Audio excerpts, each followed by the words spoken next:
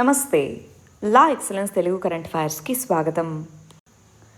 ముందుగా ఇవాళ కొటేషన్ ఏంటో చూద్దామండి. మన ప్రపంచాన్ని మార్చడం కాదు, ఒక వైజ్ పర్సన్ మనల్ని మనం చేంజ్ చేసుకుంటే ప్రపంచం మొత్తం మారుతుందని తెలుస్తుంది అంటున్నారు. అంటే క్లవర్గా ఉన్నప్పుడు నేను ఈ ప్రపంచం మొత్తాన్ని మార్చేయాలి అని అనుకుంటాం. కానీ ఎప్పుడైతే మనకి ఆ వైజ్నెస్ అనేది వస్తుందో అప్పుడు ముందు మనం మారితే మిగిలిన ఎన్ని మారుతాయని తెలుస్తాయి అంటున్నారు. ఎస్ ఆర్ నో అండి? చుట్టుపక్కల ఉన్న వాళ్ళందరూ మారాలి, వీళ్ళందరూ నాతో బాగా మాట్లాడాలి అనుకుంటాం. కానీ ముందు మనం ఎలా మాట్లాడుతున్నాం, మనం ఎలా ఉంటున్నాం, మనం ఎలా ఎదుటి వ్యక్తిని ట్రీట్ చేస్తున్నాం? Yes or no? ఇవన్నీ ఇంపార్టెంటేనా కాదా? సరే, ముందుగా నేను ఇచ్చిన ప్రిలిమ్స్ క్వశ్చన్స్కి ఆన్సర్స్ రాసి ఆ తర్వాత ఆర్టికల్స్లోకి వెళ్దాం. ఫస్ట్ క్వశ్చన్, ఇండియా యొక్క ప్రజెంట్ ఎకనామిక్ పొజిషన్కి సంబంధించి 2 స్టేట్మెంట్స్ ఇచ్చాము. ఆ రెండిట్లో ఏది కరెక్టో చెప్పాలి అంటున్నారు. ఫస్ట్ది, ఇండియా అనేది 6th largest economy. USA, China, Japan, Germany, UK తర్వాత ఇండియా అనేది 6th లార్జెస్ట్ ఎకానమీగా చెప్పడం జరిగింది. మరి కన్జ్యూమర్ మార్కెట్లో ఇండియాకి కన్జ్యూమర్ మార్కెట్ ఉండడము, ఇండస్ట్రియల్ సెక్టార్ పెరుగుతూ ఉండడం వల్ల చాలామంది ఇండియాలో ఇన్వెస్ట్ చేస్తున్నారంటున్నారు. అంటే ఇండియాలో ఇన్వెస్ట్ చేయడానికి ఇవే రీజన్సా? ఎస్, ఇవి రెండూ కరెక్టే. కాబట్టి ఆన్సర్ సి 1, 2. పాపులేషన్ ఎక్కువగా ఉండడం వల్ల కన్జ్యూమర్ మార్కెట్ అనేది బెటర్గా ఉంటుంది అందువల్ల. సెకండ్ క్వశ్చన్ చూడండి. కజకిస్తాన్కి సంబంధించి ఫ్రెష్ వాటర్ లేక్ ఏది కజకిస్తాన్లో ఉంది? అరాల్ సీ అనేది డిసపియర్ అవుతూ ఉంది. అరాల్ సీ తర్వాత అంత ఫాస్ట్గా డిసపియర్ అవుతున్నటువంటి లేక్ ఏంటి? ఫ్రెష్ వాటర్ లేక్ కజకిస్తాన్లో ఉండేది లేక్ బల్కాష్. నిన్న మనము లాస్ట్ వీడియోలో కజకిస్తాన్ యొక్క కాన్ఫ్లిక్ట్ గురించి డిస్కస్ చేసుకున్నప్పుడు దాని యొక్క జాగ్రఫీ గురించి కూడా తెలుసుకుందాం అనుకున్నాం. గుర్తుందా? క్యాస్పియన్ సీతో బౌండరీ ఉందని, అరల్ సీ, కజకిస్తాన్. సో ఈ కంటెక్స్ట్లో కజకిస్తాన్లో ఫాస్ట్ డిసపియరింగ్ లేక్ ఏది అరల్ సీ తర్వాత అంటే లేక్ బల్కాష్ అని చెప్తాము. సరే, మరి వాళ్ళ ఫస్ట్ ఇష్యూ ఏంటో చూద్దాం. తమిళనాడుకు సంబంధించిన చీఫ్ మినిస్టర్ మాట్లాడుతూ ఇండియాలో డెమోక్రసీ అనే వ్యవస్థను మనం తీసుకున్నాము. డెమోక్రసీలో ప్రజల యొక్క రిప్రజెంటేటివ్స్ ఎవరైతే ఉంటారో వాళ్ళు చట్టాలను చేస్తారు. అందుకే లెజిస్లేచర్ అనేది ఉంది. మరి ఈ లెజిస్లేచర్ అనేది ఒక బిల్లుని ప్రవేశపెట్టి దాన్ని పాస్ చేసినప్పుడు గవర్నర్ దాన్ని ఖచ్చితంగా ఆమోదించాలి కదా అంటున్నారు. అంటే గవర్నర్ యొక్క రోల్ ఏంటి కాన్స్టిట్యూషన్లో అన్నదే ఇక్కడ క్వశ్చన్కి వచ్చింది. అసలు ఇక్కడ ఏమైంది, దాని కంటెక్స్ట్ ఏంటో ఫస్ట్ చూద్దాం. ఆ తర్వాత అసలు గవర్నర్ మస్ట్ అప్రూవ్ అని ఎందుకు అంటున్నారో చూద్దాం. నీట్ ఎగ్జామ్కి సంబంధించి నీట్ ఎగ్జామ్ అనేది మరి మన కొంతమందికి డిసడ్వాంటేజెస్గా ఉంది. ఎస్పెషలీ స్టేట్ సిలబస్ చదువుతున్న వాళ్ళకి, రీజనల్ మీడియంస్ వాళ్ళకి అన్నది ఆర్గ్యుమెంట్. అందుకోసం తమిళనాడు లెజిస్లేచర్ అనేది ఒక బిల్లుని తీసుకొని వచ్చి నీట్కి వ్యతిరేకంగా దాన్ని పాస్ చేస్తున్నామని చెప్పి అసెంబ్లీ పాస్ చేసింది. కానీ నీట్ ఎగ్జామ్ అనేది సెంట్రల్ లెవెల్లో జరిగేది. దాన్ని ఇప్పుడు క్యాన్సిల్ చేయాలంటే పార్లమెంట్ దగ్గర నుంచి అది రావాలి. అందుకని ఆ బిల్లుని డైరెక్ట్గా గవర్నర్ ఆమోదించలేరు కాబట్టి ప్రెసిడెంట్ ఆఫ్ ఇండియాకి పంపించాలి. ఆర్టికల్ 200 కింద ప్రెసిడెంట్ ఆఫ్ ఇండియాకి గవర్నర్ నుంచి రెఫరెన్స్ బిల్స్ వెళ్తాయి. అంటే గవర్నర్ కొన్ని కంటెక్స్లలో ప్రెసిడెంట్ ఆఫ్ ఇండియాకి బిల్స్ని రెఫర్ చేస్తారు. ప్రెసిడెంట్ ఆఫ్ ఇండియా వాటిని ఆమోదించవచ్చు, లేదా ఏమీ చెప్పకుండా అలా ఉంచవచ్చు, లేదా వెనక్కి కూడా పంపించవచ్చు. మరి ఈ కంటెక్స్లో అసలు గవర్నర్ పంపిస్తే కదా ముందు, ప్రెసిడెంట్ ఆమోదిస్తారా లేదా వేరే విషయం, గవర్నర్ పంపించట్లేదు. అంటే గవర్నర్ యొక్క పొజిషన్ అన్నది ఓన్లీ నామినల్ మాత్రమే. ఇక్కడ ఈ స్టేట్మెంట్ యొక్క మీనింగ్ ఏంటి అంటే స్టేట్ లెజిస్లేచర్ అప్రూవ్ చేసిన తర్వాత గవర్నర్ ఎందుకు ఆపాలి? గవర్నర్ యొక్క పవర్స్ అనేవి నామినల్గా మాత్రమే ఉండాలి కదా. అది ఇక్కడ అడుగుతున్న question. But governor constitutional head స్టేట్కి, ప్లస్ గవర్నర్కి నామినల్ పవర్సే కాదు డిస్క్రిషనరీ పవర్స్ కూడా ఉంటాయి. ఏ బిల్ అనేది ప్రెసిడెంట్ యొక్క రెఫరెన్స్కి వెళ్ళాలి అన్నది గవర్నర్ నిర్ణయించుకుంటారు. కంపల్సరీగా మ్యాండేటరీగా పంపించాలి అన్నది కాన్స్టిట్యూషన్లో ఎక్కడా ప్రొవిజన్గా లేదు. ఇది మనం ఇక్కడ క్లియర్గా తెలుసుకోవాల్సింది. నెక్స్ట్ ఇష్యూ ఎన్విరాన్మెంట్కి సంబంధించి. ఒరాంగ్ అనే నేషనల్ పార్క్ అస్సాంలో ఉంది. ఈ ఒరాంగ్ నేషనల్ పార్క్ అనేది బ్రహ్మపుత్ర నది ఒడ్డున ఉంది. ఈ ప్రాంతంలో ఘరియల్స్ అంటున్నాం. మనకి ఇవి ముసళ్ళలాగే ఉంటాయి, మొసళ్ళలాగా. కాకపోతే ఈ ముక్కు ఇలా పొడుగ్గా ఎలాంగేటెడ్గా ఉంటుంది. ఘరియల్స్ అంటారు. ఈ ఘరియల్స్ అన్నవి ఫ్రెష్ వాటర్లోనే ఉంటాయి. నదర్న్ పార్ట్ ఆఫ్ ఇండియాలో ఈ ఘరియల్స్ ఎక్కువగా కనిపిస్తాయి. చంబల్ రివర్ ఏదైతే యమునా నది ట్రిబ్యూటరీ ఉందో అది కాకుండా ఘాగ్రా అని, గండక్ రివర్ అని, రామ్ గంగా అని, సోన్ రివర్ అని వీటిలో ఉన్నాయి. అదేవిధంగా ఒరాంగ్ నేషనల్ పార్క్ అంటే ఇది ఎక్కడుందనుకున్నాం? బ్రహ్మపుత్ర నది. సో బ్రహ్మపుత్ర నది దాని యొక్క ట్రిబ్యూటరీస్లో కూడా దీని యొక్క నంబర్స్ అనేవి పెరుగుతూ ఉన్నాయి అని చెప్తున్నారు. డాల్ఫిన్స్, మన యొక్క ఫ్రెష్ వాటర్ టర్టిల్స్, తాబేళ్లతో పాటు ఘరియల్స్ యొక్క సంఖ్య కూడా పెరుగుతుంది అంటున్నారు. మరి కాజీరంగా, ఒరాంగ్ ఇవి రెండు కూడా రివరైన్ ప్లేసెస్ అన్నమాట. ఈ రివరైన్ ప్లేసెస్ ఏవైతే ఉన్నాయో వీటిలో అక్కడ ఉండేటటువంటి వన్ హార్న్ రైనో వీటితో పాటు ఈ విధమైనటువంటి ఫ్రెష్ వాటర్ స్పీషీస్ కూడా ఉన్నాయి. ఆ స్పీషీస్ని ప్రొటెక్ట్ చేయడం కోసం ఘరియల్ ప్రొటెక్షన్కి స్టేట్స్ అనేవి వాటి మెజర్స్ అనేవి తీసుకుంటున్నాయి. వాటి ఫలితంగానే ఈ ఒరాంగ్ నేషనల్ పార్క్ అనే మనకి దాంట్లో ఘరియల్స్ యొక్క సంఖ్య పెరిగింది అని చెప్తున్నారు. మనకి ఘరియల్స్ అనేవి critically endangered species. IUCN list ప్రకారం ఇవి క్రిటికల్లీ ఎండేంజర్డ్ స్పీషీస్.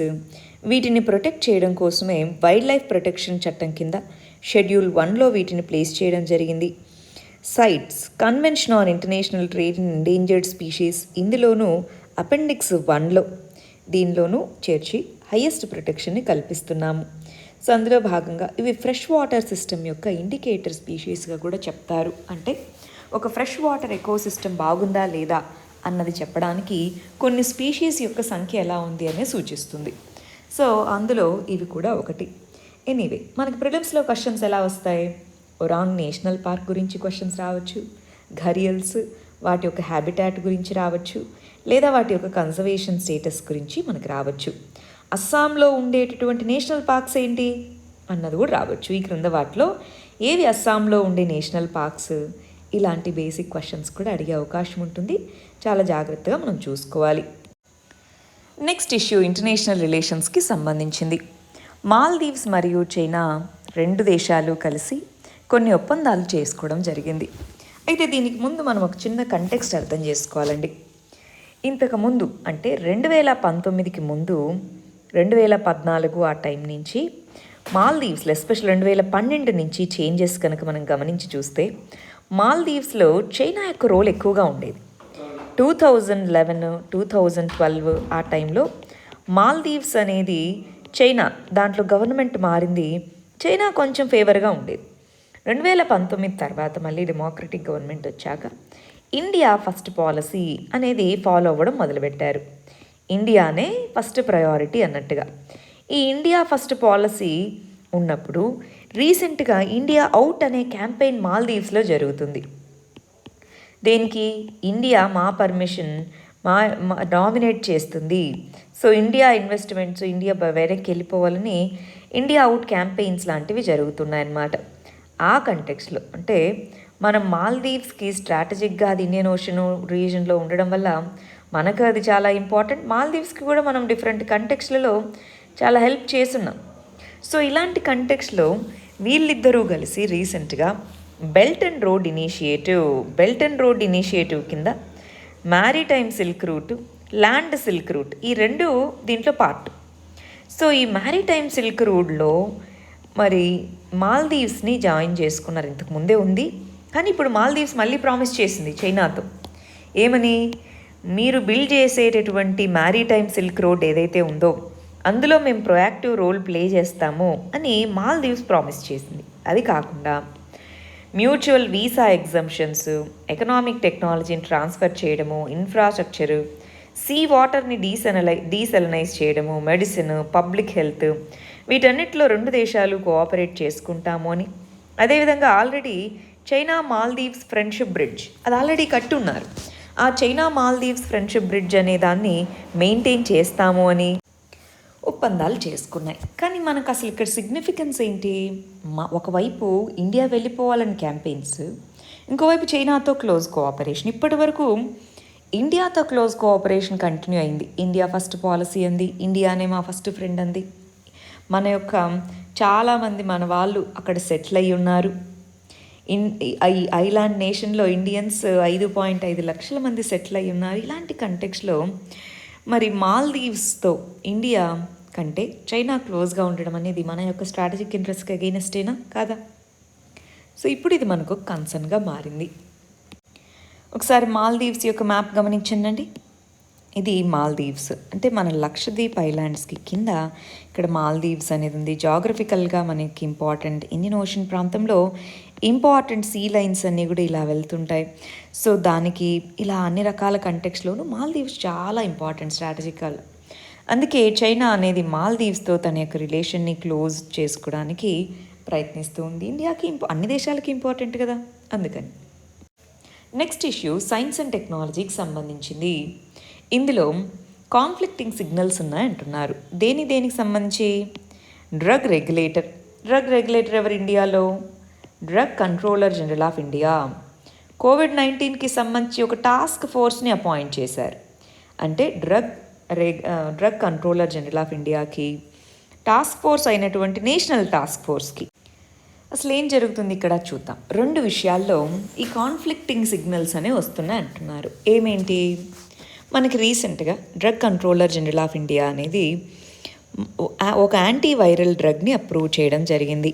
మాల్నుపైరవిర్ అనేది దాని పేరు. ఈ మాల్నుపైరవిర్ అనే డ్రగ్ అనేది యాంటీవైరల్ డ్రగ్ని ఏమో అప్రూవ్ చేసింది ఎవరు? DGCA. కానీ ఐసీఎంఆర్కి సంబంధించిన డైరెక్టర్ జనరల్ వీళ్ళు ఏమన్నారు? సేఫ్టీ కన్సర్న్స్ ఉన్నాయి, అందువల్ల మేము దీన్ని నేషనల్ ప్రోటోకాల్ ఫర్ ట్రీటింగ్లో యాడ్ చేయలేదన్నారు.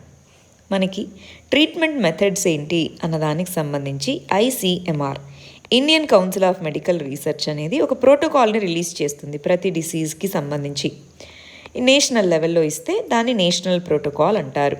ఇక్కడ national protocol for treating COVID-19. So ఆ నేషనల్ ప్రోటోకాల్ ఫర్ ట్రీటింగ్ కోవిడ్-19లో దీన్ని యాడ్ చేయలేదు, ఎందుకంటే దీనివల్ల కన్సర్న్స్ ఉన్నాయి అంటున్నారు. మరి కన్సర్న్స్ ఉన్నప్పుడు DGCA ఏ విధంగా అప్రూవ్ చేసింది? అది ఒకటవ కాన్ఫ్లిక్టింగ్ సిగ్నల్. రెండోది జైడస్ కెడీలియా అంటున్నారు. జైడస్ కెడీలియా అనే కంపెనీ జైకోవిడ్ అనే వ్యాక్సిన్ని తయారు చేసింది. ఈ వ్యాక్సిన్ని 12+ ఉన్న వాళ్ళకి ఇవ్వచ్చు, 12 సంవత్సరాల ప్లస్ ఉన్న ఏజ్ ఉన్న వాళ్ళకి ఇవ్వచ్చు అన్నమాట. అయితే రీసెంట్గా మన హెల్త్ సెక్రటరీ ఏమన్నారు? కోవాక్సిన్ని మాత్రమే, ఓన్లీ కోవాక్సిన్ అంటే భారత్ బయోటెక్ తయారు చేసినటువంటి కోవాక్సిన్ని మాత్రమే 15 నుంచి 18 సంవత్సరాల పిల్లలకు అలో చేస్తున్నాము, ఇంకే వ్యాక్సిన్ లేదన్నారు. మరి దీన్నేమో 12 సంవత్సరాలు పైబడిన వాళ్ళకి అని ఎమర్జెన్సీ యూజ్ ఆథరైజేషన్ ఇది ఇచ్చింది. హెల్త్ సెక్రటరీ ఏమో వివిధ రకాలుగా చెప్తున్నారు. మరి ఇవి కాన్ఫ్లిక్టింగ్ సిగ్నల్సేనా? ఇలాంటి క్రైసిస్ ఉన్న కంటెక్స్లో కాన్ఫ్లిక్టింగ్ సిగ్నల్స్ బదులు క్లారిటీ ఉండాలి, ట్రాన్స్పరెన్సీ ఉండాలి, కోఆర్డినేషన్ ఉండాలి, అంతేనా కాదా అండి? నెక్స్ట్ ఇష్యూ ఎకానమీ మరియు ఇంటర్నేషనల్ రిలేషన్స్కి సంబంధించి యాంథ్రిక్స్ దేవస్ డీల్ అంటున్నాం. ఇది మనం ఇప్పటికే 3-4 సార్లు చదువున్నాం. లాస్ట్ ఫ్యూ డేస్లో 2005లో యాంథ్రిక్స్ అనేటటువంటి డిపార్ట్మెంట్ ఆఫ్ స్పేస్ కింద ఉండే కమర్షియల్ ఎంటిటీతో దేవస్ అనే ఒక మల్టీమీడియా కంపెనీ అగ్రిమెంట్ చేసుకుంది. అయితే ఇందులో కరప్షన్ ఇవి ఇన్వాల్వ్ అయ్యి ఉన్నాయని యూనియన్ క్యాబినెట్ ఈ అగ్రిమెంట్ని సైన్ చేసింది.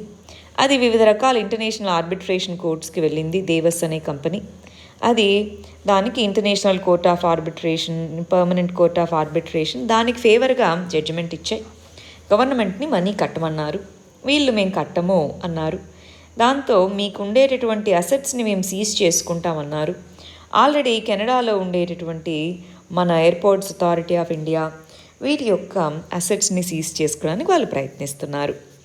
ఆ డీల్ని క్యాన్సిల్ చేసుకోవడానికి అసలు ఈ పర్టికులర్ డీల్లో 2015లో international chamber of commerce tribunal అనేది యునానమస్లీ యాంథ్రిక్స్ అనే కంపెనీ అనేది ఇదిగో మేము ఎందుకు ఈ డీల్ నీకు క్లోజ్ చేయాల్సి వచ్చింది అని చెప్పిన ఎక్స్ప్లెనేషన్ పూర్తిగా కొట్టేయడం జరిగింది. సో ఇప్పుడు ఎయిర్ ఇండియా అనే దాని యొక్క అసెట్స్ని టాటాస్కి అమ్మేశారు.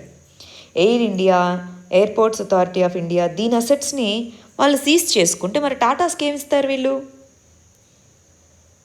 ఎయిర్ ఇండియా యొక్క అసెట్స్ని కొన్ని తీసుకుంటా ఉంటున్నారండి. టాటాస్కి అమ్మేశారు కదా దాన్ని, ప్రైవేటైజ్ చేసేసారు కదా. ఇలాంటి ఇష్యూస్ ఇంకా పెండింగ్లో ఉన్నాయి. నెక్స్ట్ ఇష్యూ గవర్నాన్స్కి సంబంధించింది. టీనేజర్స్లో 15 ఇయర్స్ నుంచి 18 ఇయర్స్ మధ్య వాళ్ళకి వ్యాక్సిన్స్ అనేవి వేస్తున్నారు. మరి ఈ వ్యాక్సిన్స్కి సంబంధించి రోడ్ మ్యాప్ ఏంటి, ఏ విధంగా ఉంది అని ప్రస్తుతానికి Covid working group of national technical advisory group అంటారు. సో దాని ప్రకారం కోవిన్ యాప్లో రిజిస్టర్ చేసుకోవాలి. కోవాక్సిన్ అనే భారత్ బయోటెక్ అనే కంపెనీ తయారు చేసినటువంటి కోవాక్సిన్ని మాత్రమే ప్రస్తుతానికి టీనేజర్స్లో వేసేందుకు అనుమతి ఇవ్వడం జరిగింది. సరే, మరి వాళ్ళకి వ్యాక్సిన్ ఇచ్చిన తర్వాత ఏ విధమైనటువంటి సైడ్ ఎఫెక్ట్స్ ఉన్నాయి?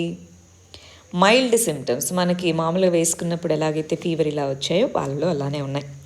అయితే ఇప్పుడు వ్యాక్సిన్ సైడ్ ఎఫెక్ట్స్ తక్కువగానే ఉన్నాయంటున్నారు. కానీ మరి దీనికి సంబంధించి ఎలా మనము మెజర్స్ తీసుకోవాలి? ఎప్పటికప్పుడు AEFI ఇంపార్టెంట్ పదం అండి, అడ్వర్స్ ఈవెంట్స్ ఫాలోయింగ్ ఇమ్యునైజేషన్ తర్వాత అడ్వర్స్ ఈవెంట్స్ ఏమేమి ఉన్నాయి అన్నది చూసుకొని దాని ప్రకారం కోవాక్సిన్ కానివ్వండి, దేన్నైనా సరే ఏ వ్యాక్సిన్ వేస్తున్నామో దాని ప్రకారం ఒక డేటాబేస్ని మెయింటైన్ చేసుకోవాలి. దీన్ని ఏ విధంగా రిజాల్వ్ చేసుకోవాలన్నా చూసుకోవాలి. దాని మీద మళ్ళీ ఫర్దర్ రీసెర్చ్ వెళ్ళాలి. అంటే వ్యాక్సిన్ ఇచ్చేసాం అయిపోయిందని కాదు, ఎండ్ టు ఎండ్ రిజల్ట్స్ మీద కూడా డేటాని గ్యాదర్ చేయాలి. అది important. Next issue social issues, security ఇష్యూస్కి సంబంధించి రీసెంట్గా కొన్ని ఆన్లైన్ యాప్స్ అనేవి కొంతమంది ముస్లిం విమెన్ యొక్క ఫోటోగ్రాఫ్స్ వాటిని ఫేక్ ఆక్షన్కి వీటికి వెళ్ళడం జరిగింది. గిట్హబ్ అనే ఓపెన్ సోర్స్ ప్లాట్ఫామ్ నుంచి కోడ్ని తీసుకొని వీటిని తయారు చేశారన్నారు. సరే, మరి కొంతమంది దీనికి సంబంధించి అరెస్ట్ చేశారన్నారు. ఏ ప్రొవిజన్స్ని బేస్ చేసుకుని వాళ్ళని అరెస్ట్ చేయడం జరిగింది? ఇన్ఫర్మేషన్ టెక్నాలజీ చట్టము మరియు ఇండియన్ పీనల్ కోడ్లో ఉన్న ప్రొవిజన్స్ ప్రకారము వీళ్ళని అరెస్ట్ చేయడం జరిగింది. మరి ఆ ప్రొవిజన్స్ ఏంటి అన్నది ఇక్కడ మనకు ఉన్నాయి. అయితే ఇప్పుడు సోషల్ మీడియా ప్లాట్ఫామ్స్, ఇప్పుడు ఈ గిట్హబ్ అన్నారు, దాని యొక్క రెస్పాన్సిబిలిటీ ఏమీ లేదా? డైరెక్ట్గా థర్డ్ పార్టీ పెట్టే కంటెంట్కి వీళ్ళేమీ రెస్పాన్సిబుల్ కాదు. కానీ మరి రీసెంట్గా ministry of electronics and information technology కొన్ని న్యూ రూల్స్ని ఫ్రేమ్ చేయడం జరిగింది, ఇంటర్మీడియరీ గైడ్లైన్స్ అని. వాటి ప్రకారం ఇవి డైరెక్ట్గా లైబుల్ కాదు, కానీ డ్యూ డైలిజెన్స్ అనేది పాటించాలి. అంటే ఏ విధమైన కంటెంట్ ప్లేస్ చేస్తున్నారు, దానికి సంబంధించి ఏదైనా కంప్లైంట్ వస్తే ఇమ్మీడియట్గా రెస్పాండ్ అవ్వాలి. 24 hours లోపు గవర్నమెంట్కి కోరిన ఇన్ఫర్మేషన్ ఇవ్వాలి, దాన్ని రిమూవ్ చేయమన్నప్పుడు తీసేయాలి. అంతేకాని డైరెక్ట్గా అవి రెస్పాన్సిబుల్ కాదు, ఎందుకంటే వాళ్ళ ఇన్ఫర్మేషన్ మొత్తాన్ని ఇవి చూడవు కాబట్టి. సో ఓవరాల్గా లీగల్ ప్రొవిజన్స్, ఐపీసీ మరియు ఐటీ చట్టం యొక్క లీగల్ ప్రొవిజన్స్ని అప్లై చేసి వీళ్ళని అరెస్ట్ చేయడం జరిగింది. మరి మన ఫైనల్ ఇష్యూ ఇంటర్నేషనల్ రిలేషన్స్కి సంబంధించింది. కజకిస్తాన్ అనే ప్రాంతంలో ప్రొటెస్టులు జరుగుతున్నాయి.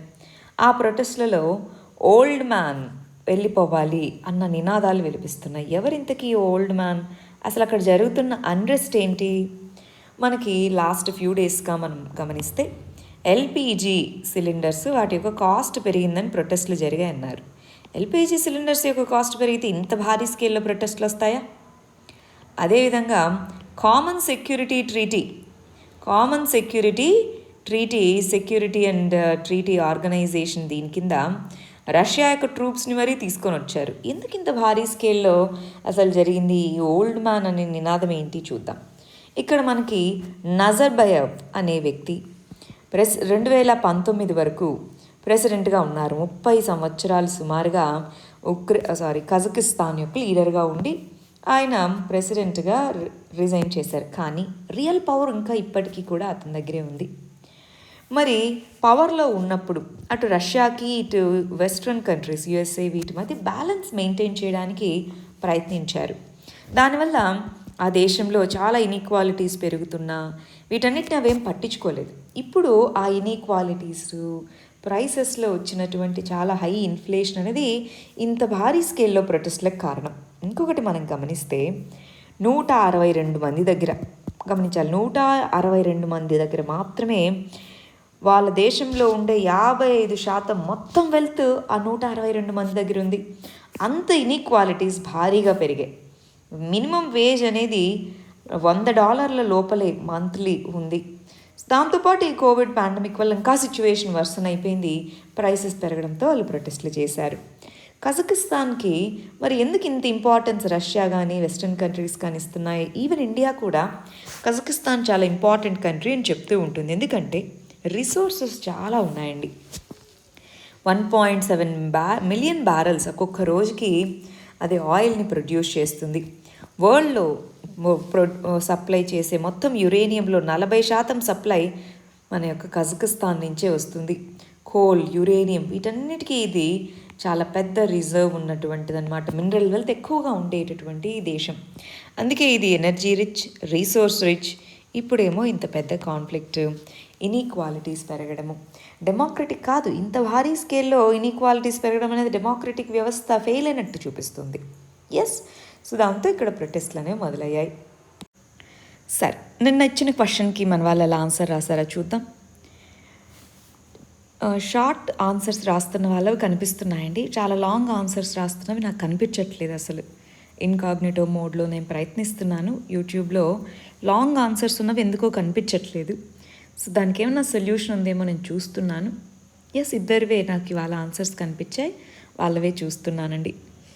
రైట్, నెట్ జీరో టార్గెట్స్ని అచీవ్ చేయాలంటే ఇండియా యొక్క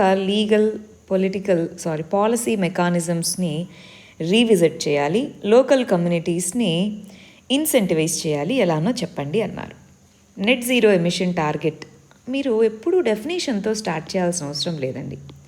రీసెంట్గా నెట్ జీరో ఎమిషన్ టార్గెట్స్ ఎక్కడ మనం ప్రామిస్ చేశామో, ఏ సంవత్సరం కల్లా అన్నామో అది రాయచ్చా? కరెంట్ ఇష్యూతో మొదలుపెట్టండి. జనరల్గా స్టార్టింగ్లో డెఫినేషన్తో రాస్తూ ఉంటాం. మనము over a period of time బాగా మెచ్యూర్డ్గా ఆన్సర్స్ కనిపించాలంటే కరెంట్ అఫైర్స్తో వీటితో రాయాలి. సరే, దాంట్లో ఏ విధమైన నీడ్ రావాలి అంటున్నాం. సో నీడ్ ఏంటి అన్నది మీరు రాయాలి. అంటే లీగల్ సిస్టంలో ఏ నీడ్ రావాలి, పాలసీ వైజ్గా ఏం చేంజెస్ రావాలి, లోకల్ కమ్యూనిటీస్ని ఎలా రావాలి అంటే మీరు అక్కడ అడిగిన క్వశ్చన్ యొక్క స్కోప్కి క్లియర్గా ఆన్సర్ రాయాలి. జనరలిస్టిక్గా రాయకూడదు. వాళ్ళు లీగల్ సిస్టంలో మార్పులు అన్నారు. ఏం లీగల్ సిస్టంలో మార్పులు రావాలి చెప్పాలా? అవన్నీ రాయాలా? చూడండి, గ్లాస్గోలో చెప్పారు, ఇంట్రొడక్షన్ బాగా రాశారు. మరి ఏమేం మెజర్స్ తీసుకోవాలన్నది మీరు ఇక్కడ 3 పాయింట్సే మెన్షన్ చేశారు. మనకి 10 మార్క్స్ క్వశ్చన్ అంటే 150 వర్డ్స్ అన్న మినిమం రాయాలి, అవునా కాదా? లీగల్గా ఏం చేయాలి, పాలసీ వైజ్గా ఏం చేయాలి, లోకల్ కమ్యూనిటీస్ని ఎలా ఇన్సెంటివైజ్ చేయాలి, 3 పాయింట్స్ అడిగాం కదా, వాటి మీద రాయాలి. అంటే స్కోప్ ఆఫ్ ది ఆన్సర్ని అర్థం చేసుకొని దానికి తగ్గట్టుగా ఆన్సర్ని బిల్డ్ చేయండి. ఇది వాళ్ళది మన మెయిన్స్ క్వశ్చన్ అండి. ఇవి మన ప్రిలిమ్స్ క్వశ్చన్స్. వీటికి ఆన్సర్స్ కమెంట్ సెక్షన్లో ఇవ్వండి. రేపు మనం వీటికి కరెక్ట్ ఆన్సర్స్ ఏంటో చూద్దాం. All the very best. Thank you very much.